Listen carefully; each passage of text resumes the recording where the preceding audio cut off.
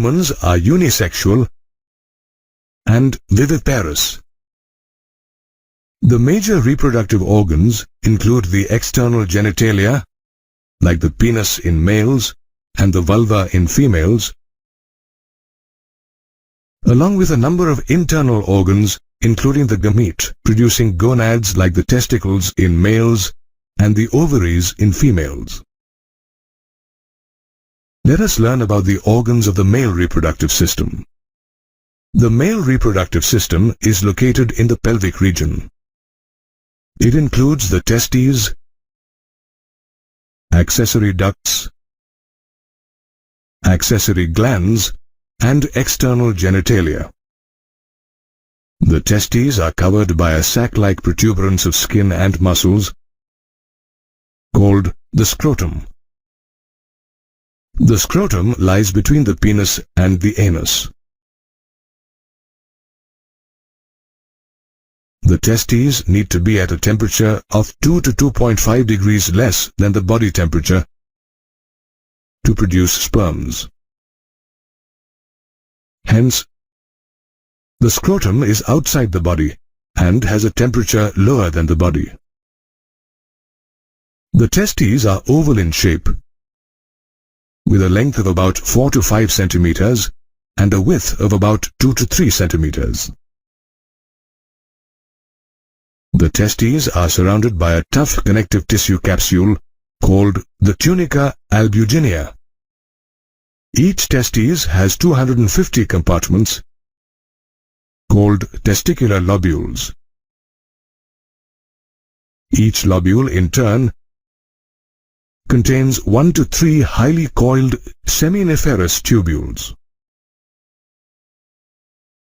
The lining of each seminiferous tubule is called the germinal epithelium and contains the male germ cells known as the spermatogonia and Sertoli cells.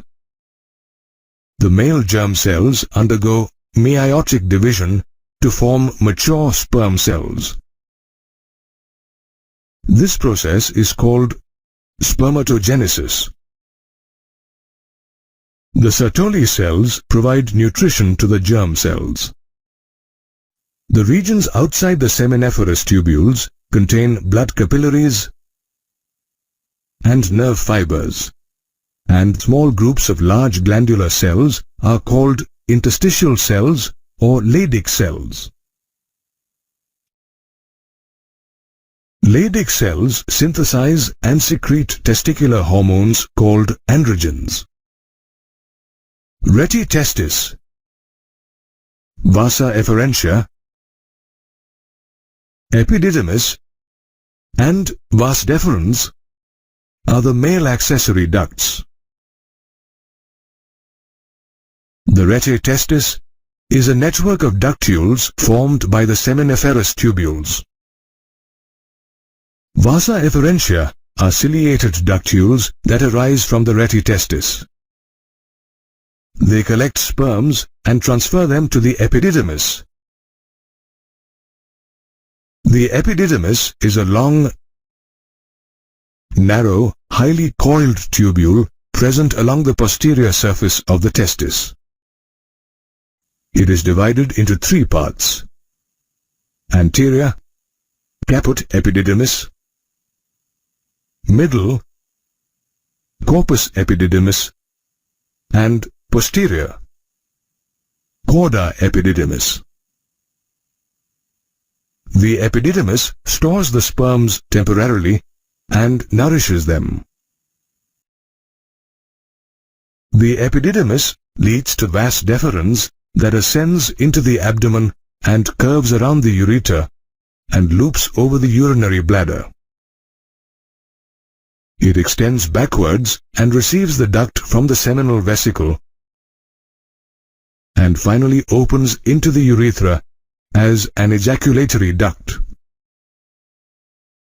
The neck of the urinary bladder, ejaculatory duct, and prostate gland open into the urethra or urinogenital canal. The urethra extends through the penis to its external opening called the urethral meatus or urinogenital aperture. The urethra is the common passage for urine and semen. The male accessory glands include a pair of seminal vesicles, a prostate, and a pair of bulbourethral glands. They secrete seminal fluid that contains fructose and prostaglandins. The prostate gland is present at the base of the urinary bladder around the base of the seminal vesicle. It opens into the urethra through many ducts. The prostatic fluid contains calcium, citrate, and phosphate ions. The bulbourethral glands or Cowper's glands are pea-sized structures lying posterior to the prostate gland and at the base of the penis. Their secretions help in the lubrication of the penis. The external genitalia in males is called the penis. The penis is a copulatory organ and is covered by a loose sheath of skin. The skin that hangs over the tip of the penis is known as the prepuce or foreskin. It is made up of special tissues like corpora cavernosa and corpus spongiosum. The tip of the penis, covered by the prepuce, is called the glans penis.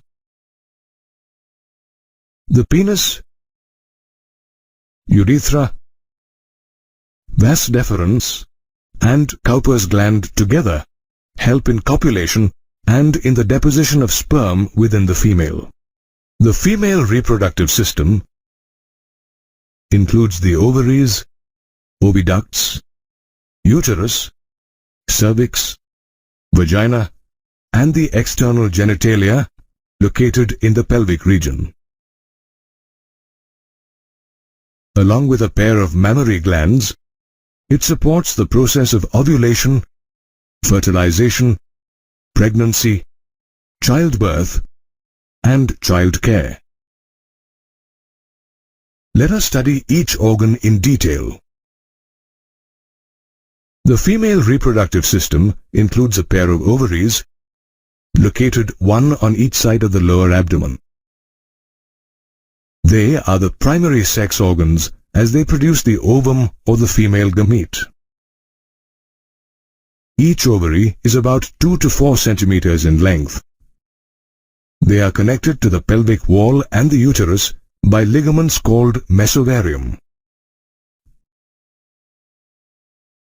Each ovary is covered by an outer thin layer called the germinal epithelium.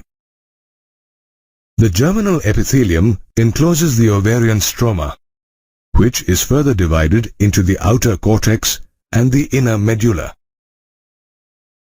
The cortex consists of many ovarian follicles in different stages of development. The ovarian follicle is the basic unit of the female reproductive system and is composed of roughly spherical aggregations of cells found in the ovary. The accessory ducts of the female reproductive system are the vagina, oviducts, and the uterus. The pair of oviducts or fallopian tubes is about 10 to 12 centimeters long and extends from the periphery of each ovary to the uterus.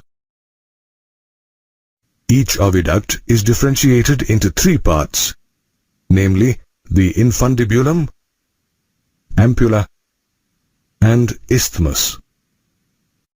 The infundibulum is a dilated funnel close to the ovary, and its edges are surrounded by finger-like projections called the fimbriae. They help collect and push the ovum into the oviduct after ovulation. The ampulla is the swollen and curved part behind the infundibulum. The fertilization of the ovum takes place in this part. The isthmus is a narrow and straight cavity, and it joins the uterus. The uterus is a hollow, pear-shaped muscular organ and is highly distensible. It is situated in the pelvic cavity between the urinary bladder and the rectum. It is also known as the womb. It is supported by ligaments attached to the pelvic wall, known as mesometrium. The uterus opens into the vagina through a narrow cervix. The cavity of the cervix is called the cervical canal, which, along with the vagina, forms the birth canal. The wall of the uterus is composed of 3 layers of tissues. The outer thin membranous layer is called the perimetrium.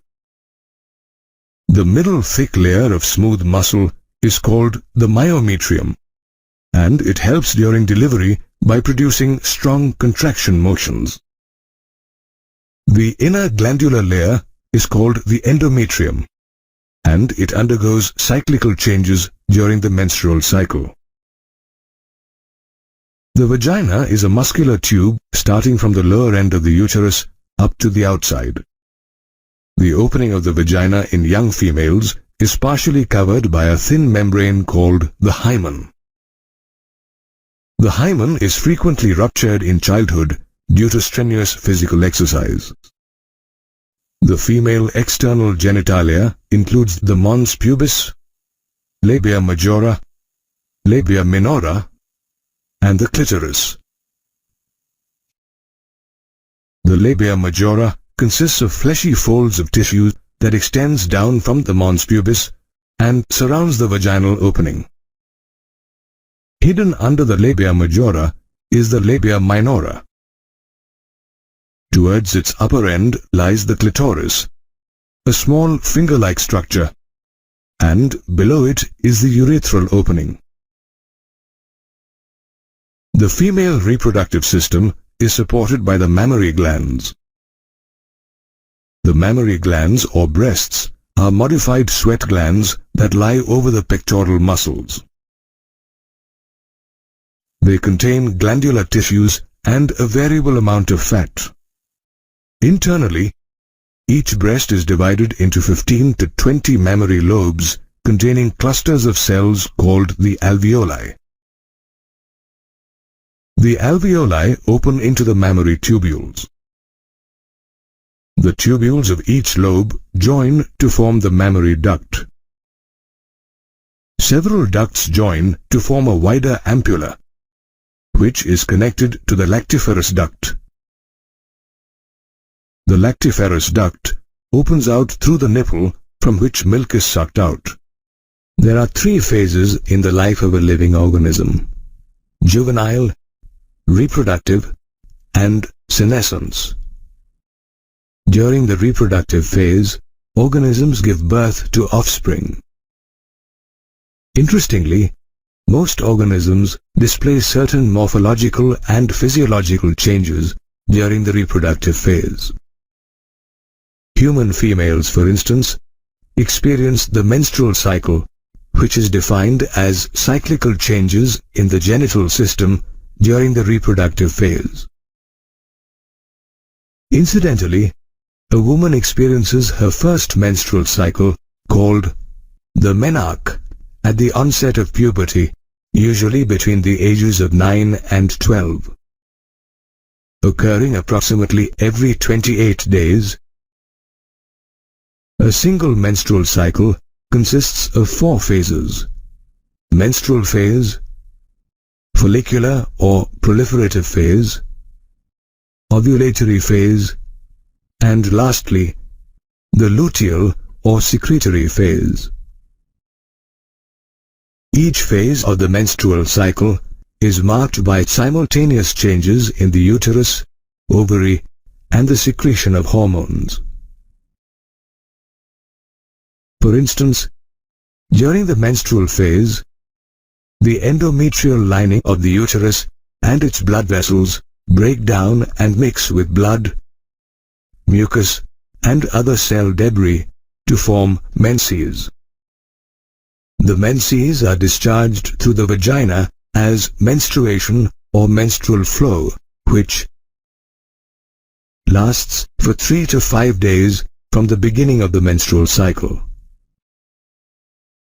Interestingly, the absence of menstruation indicates pregnancy or ovarian disorders such as polycystic ovarian disorder, or even factors such as stress and ill health. The menstrual phase is followed by the follicular phase, which occurs between days 6 and 14 of the menstrual cycle. During this phase, the primary follicle in the ovary matures into a Graafian follicle.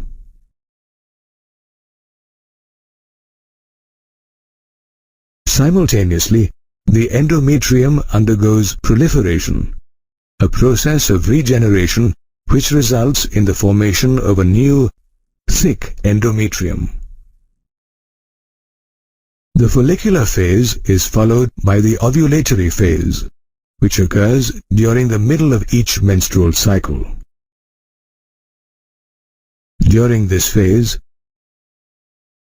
the Graafian follicle ruptures to release an ovum or egg cell into the pelvic cavity in a process called ovulation.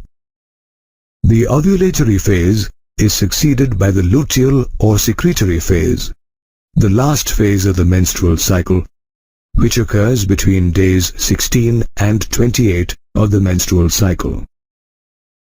This phase sees the transformation of the remaining Graafian follicle into a yellow mass called the corpus luteum.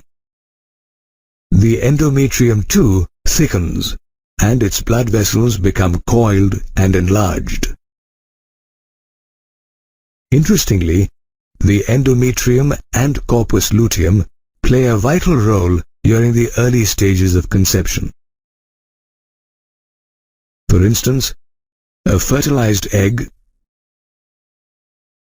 gets embedded in the endometrium and derives nourishment from it. The corpus luteum, on the other hand, starts secreting progesterone that helps maintain the endometrium and encourages the growth of the developing embryo. Conversely, in the absence of fertilization, the corpus luteum degenerates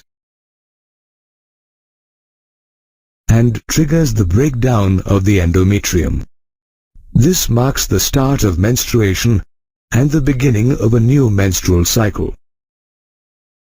Did you know that the phases of the menstrual cycle are controlled by the interplay of different hormones secreted by the ovary and the pituitary gland? At the onset of menses, the anterior pituitary gland increases the secretion of the two gonadotropic hormones, luteinizing hormone or LH and follicle-stimulating hormone or FSH that simulate the development of primary follicles. However, the amount of estrogen and progesterone released by the ovary during this time is less, which causes the thinning of the endometrium. The release of LH and FSH keeps increasing, and during the follicular stage, these two hormones stimulate the maturation of the primary follicle into the Graafian follicle. Moreover, LH and FSH stimulate the maturing follicles to release estrogen, a hormone that helps in the proliferation of the endometrium. The increased levels of estrogen, in turn, cause the anterior pituitary gland to release a surge of LH and FSH, so much so that by the ovulation stage, the levels of FSH and LH in the blood are at their peak. This LH surge causes ovulation by rupturing the Graafian follicle and turning the follicle's remnants into the corpus luteum. The estrogen level in the body too reaches its peak, and we see a gradual thickening of the endometrium.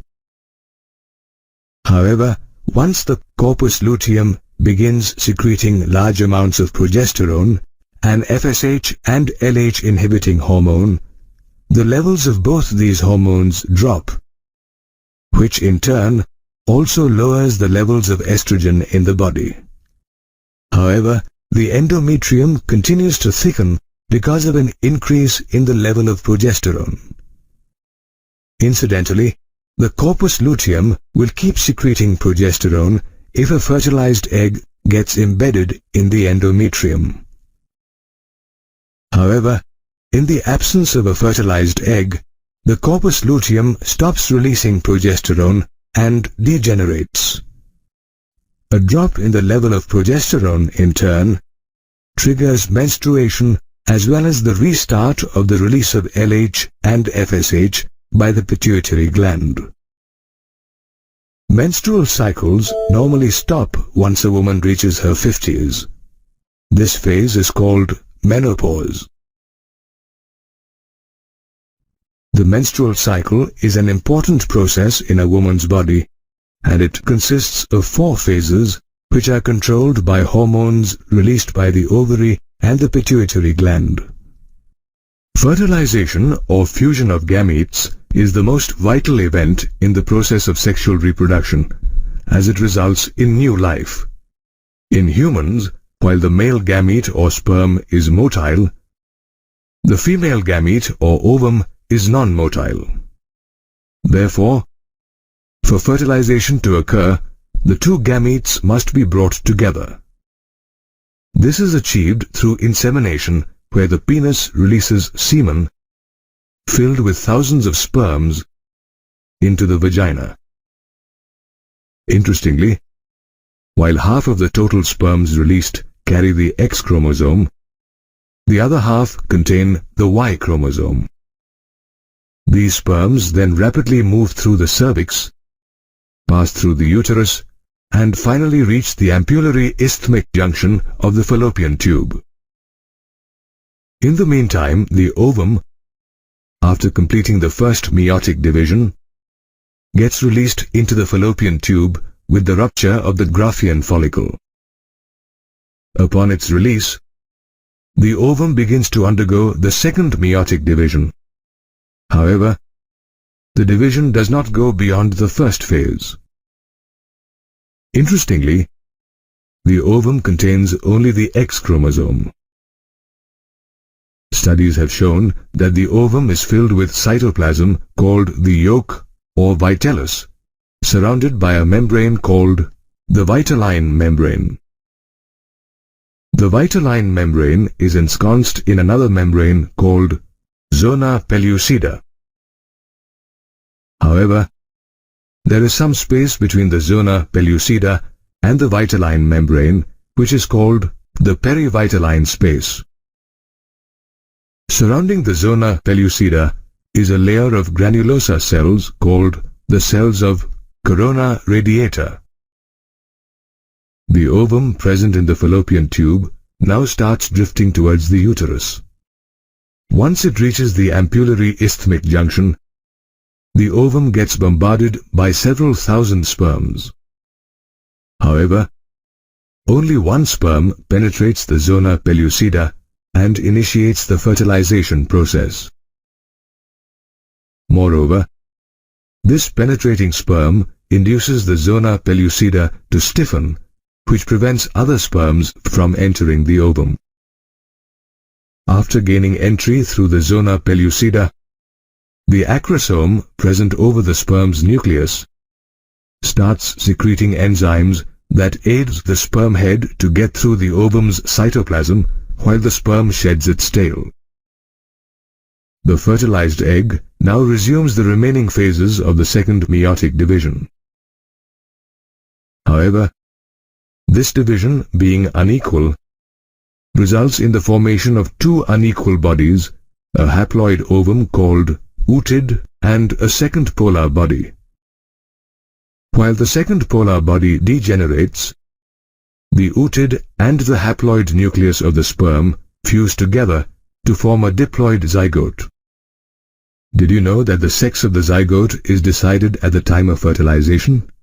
If the ovum is fertilized by a sperm containing the X chromosome, the resulting zygote contains XX chromosome, and would develop into a female.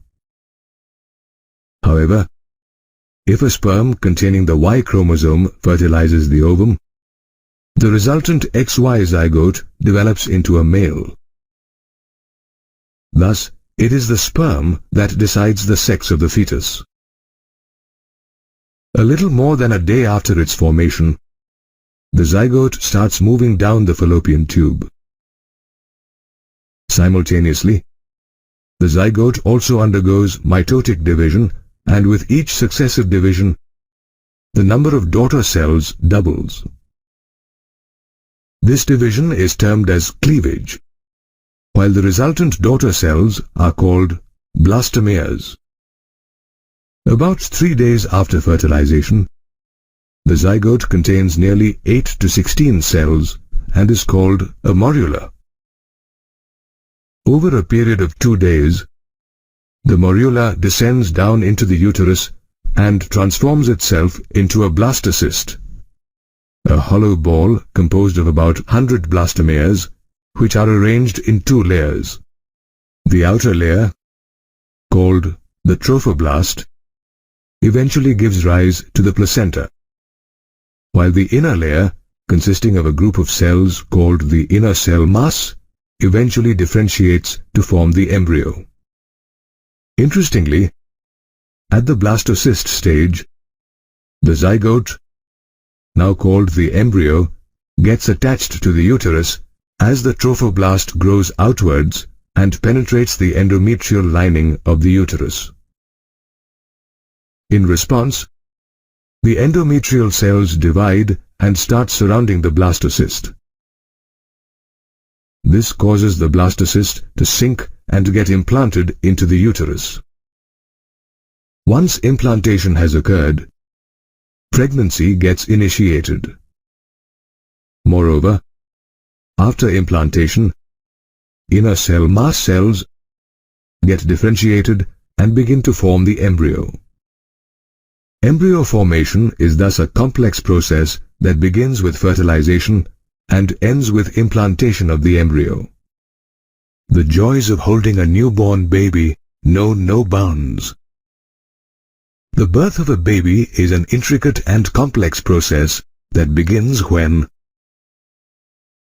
the zygote undergoes cleavage and develops into a blastocyst, a hollow ball consisting of a trophoblast, an inner cell mass, and a cavity called blastocele.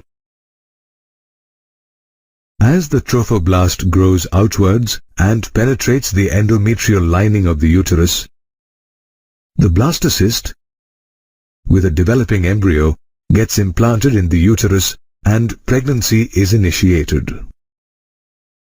After implantation, the trophoblast grows further, which causes the blastocyst to sink in and get covered by the cells of the uterus.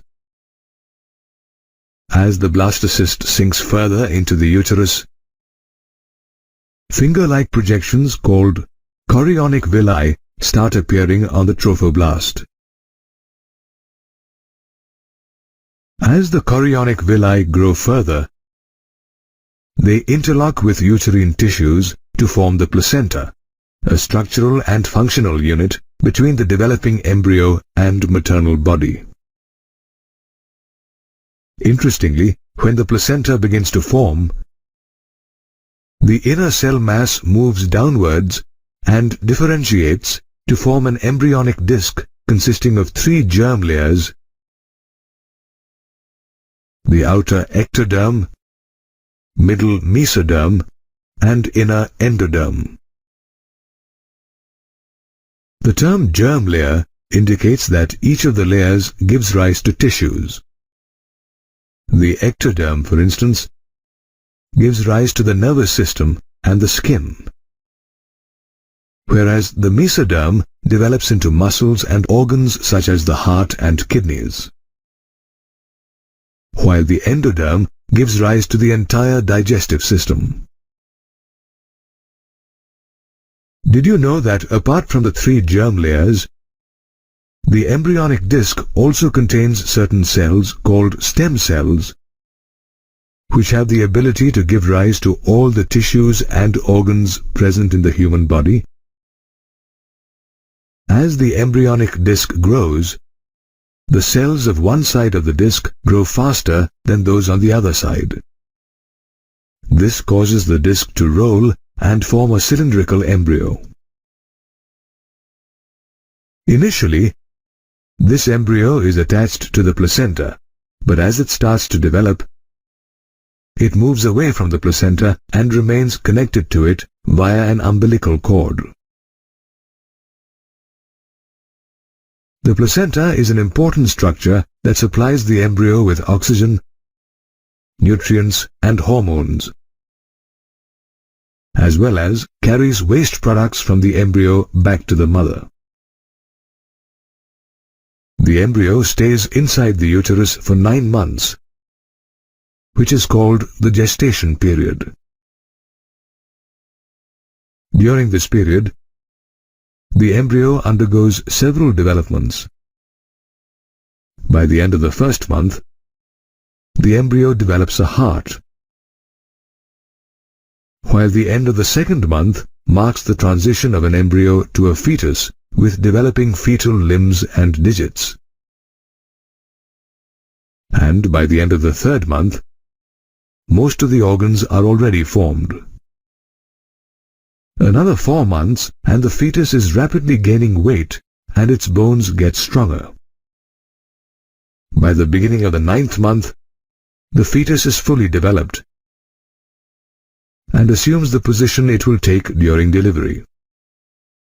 Interestingly, while the fetus is undergoing several developmental changes, the mother's body too is undergoing several hormonal changes.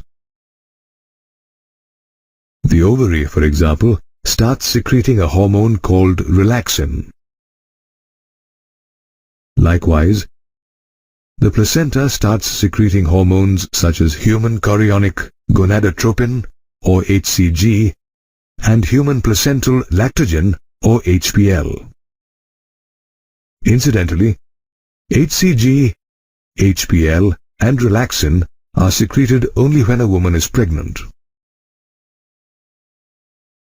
Apart from the secretion of these hormones, the levels of other hormones such as estrogen, progestogen, cortisol, prolactin, and thyroxine also rise rapidly in a pregnant woman's body. These hormones support the growth of the fetus as well as maintain the pregnancy. Increased levels of progestogen and estrogen, for instance, put the menstrual cycle on hold and prevent the shedding of the uterine lining, which is embedded with the developing fetus. Hormonal changes also cause the cells of the mother's mammary glands to differentiate, resulting in these glands producing milk by a process called lactation towards the end of pregnancy. Did you know that at the end of the gestation period, the fetus as well as the placenta starts secreting hormones that set in motion mild uterine contractions called the fetal ejection reflex? These contractions in turn act on the mother's pituitary gland that now starts secreting oxytocin, a hormone that causes stronger uterine contractions. The simultaneous uterine contractions and oxytocin release makes the contractions stronger with every passing minute and ultimately results in the expulsion of the baby from the mother's uterus. This process of delivery of the fetus is called parturition. Immediately after the birth of the baby, the placenta is expelled from the uterus.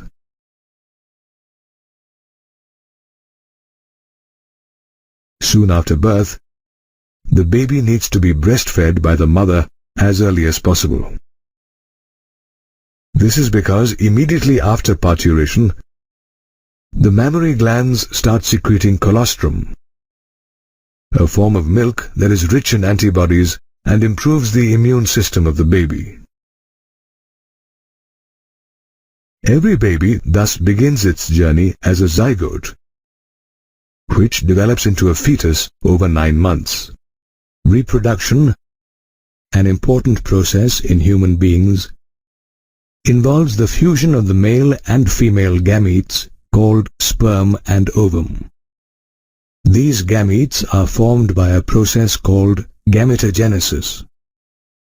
In males, the process of gametogenesis occurs in the testes and is called spermatogenesis, whereas in females, gametogenesis is called oogenesis and occurs inside the ovary. Interestingly, spermatogenesis and oogenesis begin at different ages. Spermatogenesis begins at puberty, usually between 12 and 13 years of age, and is divided into 2 stages: spermatocytogenesis and spermiogenesis. Spermatocytogenesis, the first stage, occurs in the seminiferous tubules, whose inner walls are lined with spermatogonia, the diploid male germ cells containing 46 chromosomes. Some of these spermatogonia divide mitotically to form 2 daughter cells. Of these 2 daughter cells, one remains the spermatogonium, while the other one becomes the primary spermatocyte. This primary spermatocyte divides meiotically to form 2 equal cells called secondary spermatocytes. Unlike primary spermatocytes, secondary spermatocytes are haploid cells containing 23 chromosomes each.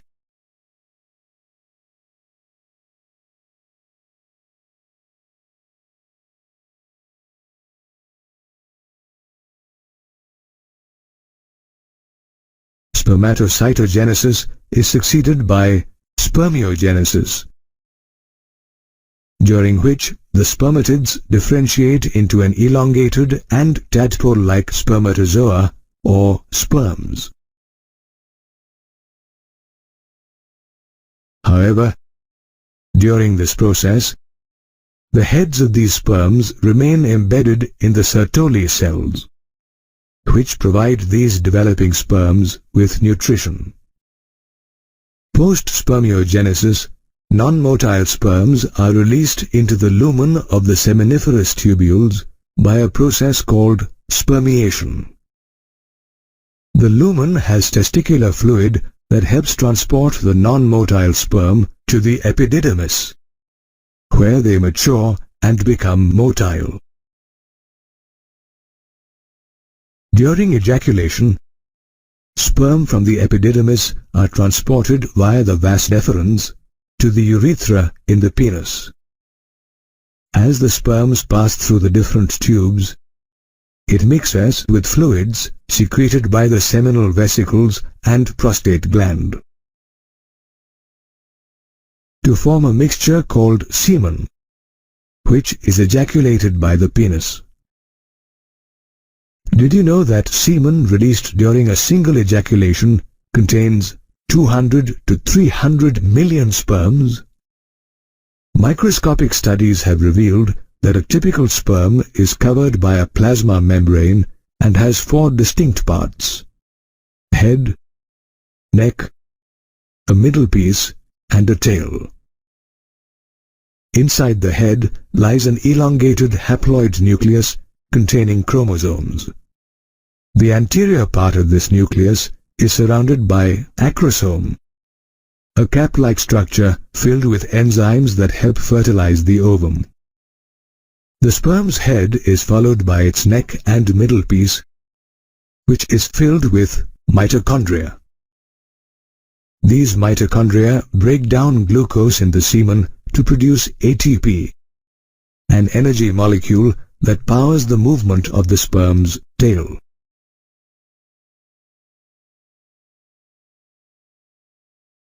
the formation of sperm is triggered when the hypothalamus secretes high levels of gonadotropin-releasing hormone, or GnRH. This GnRH acts on the anterior pituitary gland and stimulates the secretion of the luteinizing hormone, or LH, and follicle-stimulating hormone, or FSH. LH, in turn, stimulates the Leydig cells to synthesize and secrete androgen, a hormone that triggers spermatogenesis. FSH, on the other hand, acts on the Sertoli cells to stimulate the secretion of substances that nurture sperm cells during spermatogenesis. While spermatogenesis occurs at puberty, oogenesis is triggered before a woman's birth. When the germinal epithelium cells in the ovary of the fetus divide mitotically to form gamete mother cells called oogonia. A few oogonia divide again to form two immature cells called primary oocytes. The primary oocyte then gets enveloped by a layer of squamous granulosa cells, and together they make up the primordial follicle. The oocyte further develops as the fetus develops, but the granulosa cells do not change till puberty. In fact, primary oocytes enter the prophase of meiotic division and remain suspended till puberty. Did you know that at birth, a female has approximately 7 lakh oocytes? Incidentally, no oocytes are formed after birth. But by puberty, most of the primary oocytes degenerate, leaving only about 4 lakh in the ovary. At puberty, the release of LH and FSH hormones stimulate some primary oocytes to resume meiotic division that had begun during the woman's fetal stage. Moreover, due to FSH, the squamous cells of the primordial follicle enlarge and become cuboidal. The dividing primary oocyte and the cuboidal granulosa cells now make up the primary follicle. The primary follicle is transformed into a secondary follicle when it enlarges and is surrounded by several layers of granulosa cells, which in turn are enveloped by a developing theca or capsule. Later, these granulosa cells secrete estrogen, which creates the antrum, a fluid-filled cavity among the granulosa cells. Moreover, the theca becomes evident and gets organized into 2 layers, theca interna and externa. This structure is now called the tertiary follicle. As the secondary follicle transforms itself into a tertiary follicle, the primary oocyte within the follicle completes meiotic division, which is unequal and yields a large haploid secondary oocyte and a tiny first polar body. The polar body is believed to degenerate, leaving the tertiary follicle with only the secondary oocyte or ovum. As the tertiary follicle develops into a mature follicle or Graafian follicle, the antrum grows and the secondary oocyte and surrounding granulosa cells are pushed towards one end of the follicle. The granulosa cells secrete a glycoprotein substance that forms a membrane, the zona pellucida, around the secondary oocyte. The secondary oocyte or ovum is released from the Graafian follicle when it ruptures due to a surge in LH in the body. This process, called ovulation, causes the oocyte or ovum to be placed in the oviduct, where it awaits fertilization by sperm. In this way, the ovum and sperm are formed through a long and intricate process called gametogenesis.